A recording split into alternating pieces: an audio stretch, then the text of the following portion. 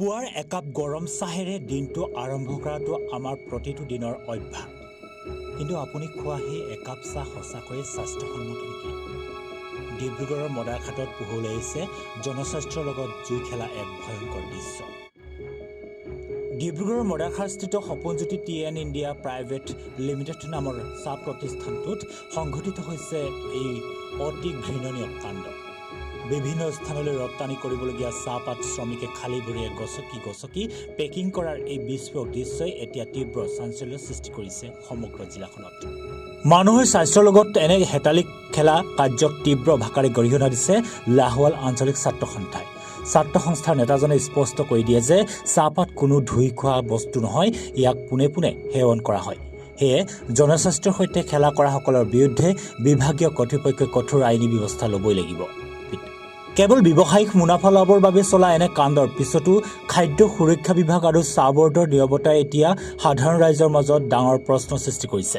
ফেক্টৰীৰ ভিতৰত তলা মাৰি কি অসামাজিক আৰু অস্বাস্থ্যকৰ কাম চলিছে তাৰ উচিত তদন্তৰ দাবী জনাইছে ছাত্ৰ সন্থাই। কথা আমি ক'বই লাগিব, অতি দুৰ্ভাগ্যজনক ঘটনা। আচলতে মানুহে খোৱা বস্তু এটা ভৰিৰে গছকি কিনে কেতিয়াও পেকেটিং কৰিব, এইটো কেতিয়াও গ্ৰহণযোগ্য নহয়। যিসকল ব্যক্তিয়ে ইয়াৰ লগত জড়িত আছে উচিত ব্যৱস্থা বিভাগীয় কৰ্তৃপক্ষই গ্ৰহণ কৰিব লাগে। কাৰণ কেলে চাহপাতটো হৈছে আপোনাৰ এটা ৰাতিপুৱা মানুহে পুৱাই গ্ৰহণ কৰা এবিধ বস্তু, আৰু চাউল নহয় যে তেওঁলোকে চাহপাতটো ধুই কেনে খাব।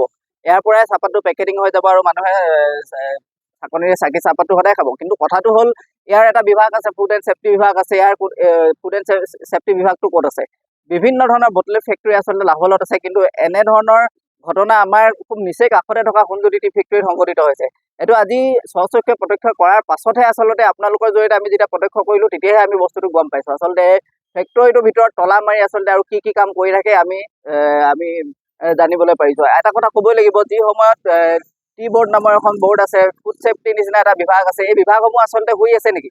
এই বিভাগসমূহে আচলতে কি ধৰণে এই ফেক্টৰীবিলাকৰ ওপৰত চকু ৰাখিছে, নজৰ দিছে? আচলতে এটা কথা আপোনালোকে সকলোৱে জানিব লাগে যে মানুহৰ খাদ্য সামগ্ৰীৰ লগত, মানুহে গ্ৰহণ কৰা খাদ্য সামগ্ৰীৰ লগত এনেধৰণে মানুহে নিজৰ ব্যৱসায়িক মুনাফা লাভৰ কাৰণে যদি এনেধৰণৰ ঘটনা সংঘটিত কৰে, ইয়াত কিন্তু লাহোৱাল আঞ্চলিক ছাত্ৰ সন্থাই কেতিয়াও মাফ নকৰোঁ। আৰু এই ক্ষেত্ৰত আমি যদি যিকোনো কাৰ্যসূচী কৰিবলৈ আমি বাধ্য হ'ম। আৰু এটা কথা আমি মালিক পক্ষক আমি জনাই দিব বিচাৰিছোঁ, ভৱিষ্যতে তেওঁলোকে যাতে মানুহৰ খোৱা সামগ্ৰীৰ লগত চাহপাতৰ লগত তেওঁলোকে এনেধৰণে ভৰিৰে গছকি ভৰিৰে মোহাৰি তেওঁলোকে পেকেজিং নকৰে, তাৰ কাৰণে মই দাবী জনাইছোঁ।